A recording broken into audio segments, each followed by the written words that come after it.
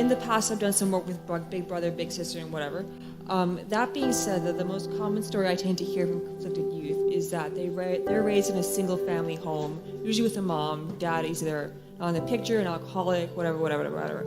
So we have this child who is trying to seek ways to make himself healthy and empower himself in ways that a healthy father should have done so, between the formative years of like 1 to 4. So I think you know where I'm going with this. Let's say for someone who's born without like a good father figure, where would they go out in the world, or like what spheres of influence would they try to expose themselves to like gain access to that fountain of health and knowledge that a good father figure should have provided them to in the first place? Okay, well, certainly to some degree, a good mother can provide that, right? To some degree. Although it's hard for one person to be everything. Right. And I think one of the conundrums that face women, and this is a tough one, and this is why I think women are higher in trait agreeableness and higher in trait negative emotion, is that, the primary problem that a woman has with an infant is why not throw it out a window? Because it's very annoying, right? I mean, it's there all the time. It's constant demand. It's absolutely constant demand, tremendous dependency. And so a woman has to be tilted towards mercy. That's how it looks to me. Right. And especially it's so important during especially the first year when children are so unbelievably vulnerable. And so I think it's very difficult for women to be merciful like that and to make the shift to encouraging disciplinarian.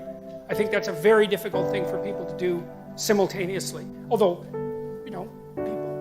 I'm not saying that women are always only merciful and men are always only encouraging disciplinarians, but things do sort themselves out to some degree like that. And I think also the biochemical transformations that accompany pregnancy and childbirth and lactation also tilt a mother towards that as well. Right. She has to really love that little thing, right? It's number one, no matter what it demands. And then telling it what to do and making sure it's behaving properly, that's a whole different issue.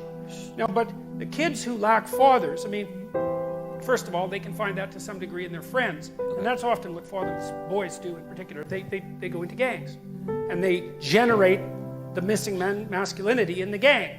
Well, that's not so good because, what the hell do they know? They don't know anything, right? They're just stupid kids. And they're 15 years old and their testosterone is pumping and they're trying to get the hell away from their mother, which is what they're supposed to do. And they're not in the right position to exercise any authority over themselves. So that's not good. They can find it in education, they can find it in books, they can find it in movies, they can find it in sports heroes and so forth, because the image of the father is fragmented and distributed among the community. But it's very, very difficult to not have a father. And one of the things that we're doing in our society, which I think it's absolutely appalling, is that we're making the case that all families are equal. It's like, sorry, no, wrong. And there's no empirical data supporting that proposition, by the way. It's much better for kids to have two parents. Okay. Now, who those parents are, that's a whole different issue. But. Okay, and if I could just add one more thing.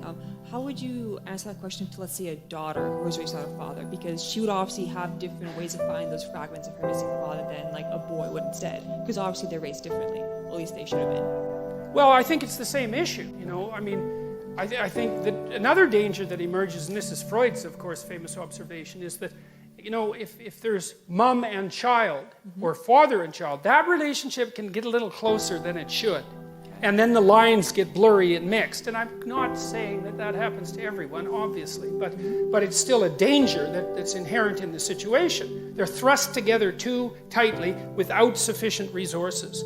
And so the responsibility has to be distributed more. And I really do think that it's the sign of the degeneration of a society when single parenthood becomes anything approximating the norm.